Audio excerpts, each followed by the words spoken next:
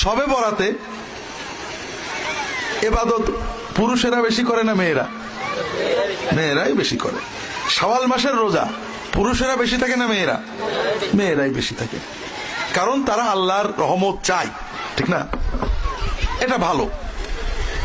কিন্তু যারা শবে বরাতে আপনারা ইবাদত করেন, পুরুষ অথবা নারী, পুরুষ মানুষ শবে বরাতে নামাজ পড়ে কিন্তু বউয়ের সাথে ঝগড়া করে অথবা বাবা মায়ের কষ্ট দেয়, এমন লোক কি আছে? শবে বরাতে আমরা নামাজ পড়ি, দোয়া করি কেন? আল্লাহর রহমত পাওয়ার জন্য, ঠিক না?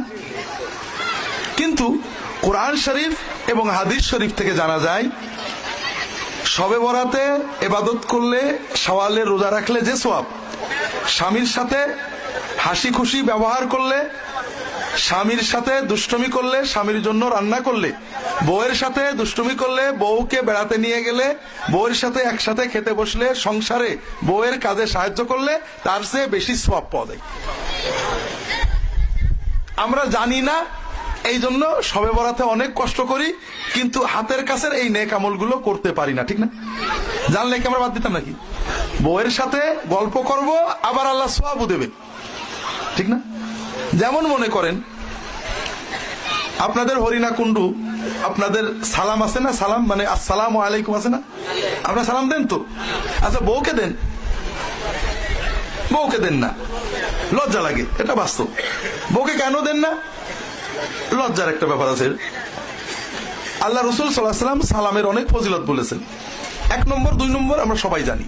প্রথম হলো সালাম দিলে সওয়াব হয়, ঠিক না?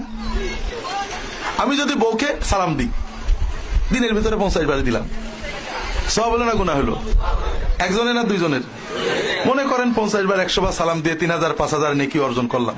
এর জন্য কি ওযু করা লাগছে? গোসল করা লাগছে? জামা গায়ে দেয়া লাগছে?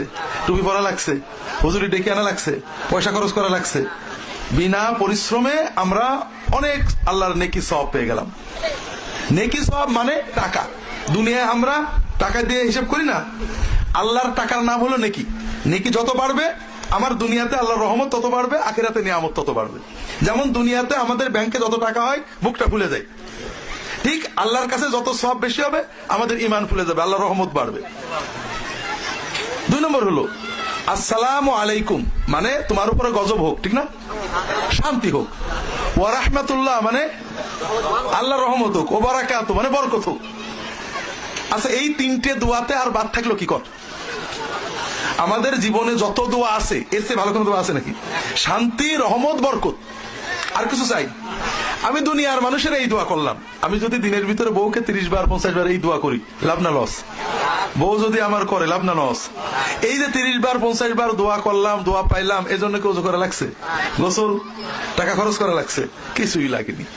এই দুটো কমন আমরা জানি, কিন্তু এক্সট্রা আছে যেটা জানি না, তাই আমরা মানি না। আমাদের নেক আমল এবং ঈমান নষ্ট হওয়ার 2টো কারণ বলছি। একটা হলো না জানা, আর একটা হলো ভুল জানা। মনে থাকে যেন, আমি কিন্তু ওয়াজ করতে পারি না, মাস্টার মানুষ। তাহলে আমাদের নেক আমল নষ্ট হওয়ার 2টো কারণ, একটা না জানা, একটা ভুল জানা।